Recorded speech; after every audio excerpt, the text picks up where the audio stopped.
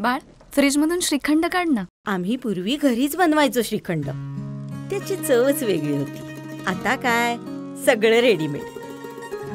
आजी, हे श्रीखंड खाऊन बघ.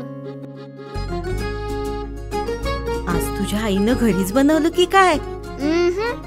हे आहे गोकुळचं श्रीखंड. अगदी जिभेवर रेंगाळणार. जिभेवरच नाही तर मनावरही रेंगाळणार. गोकुळ श्रीखंड, मनावर रेंगाळणार.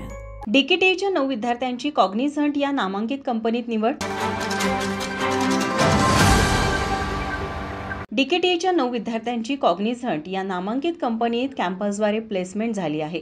आज डीकेटी ही संस्था केवळ शिक्षण संस्था नसून विद्यार्थ्यांच्या भविष्यासाठी दिशा दाखवणारे आणि संधी निर्माण करणारे एक प्रभावी व्यासपीठ ठरली आहे.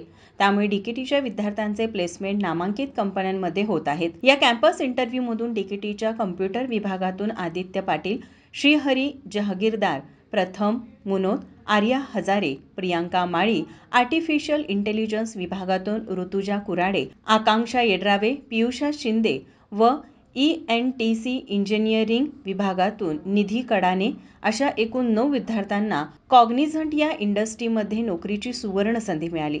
विद्यार्थ्यांच्या या यशाबद्दल संस्थेचे अध्यक्ष कल्लापना आवाडे, माजी मंत्री प्रकाश आवाडे, सचिव डॉक्टर सपना आवाडे, कार्यकारी संचालक रवी आवाडे, सर्व पदाधिकारी यांनी शुभेच्छा दिल्या.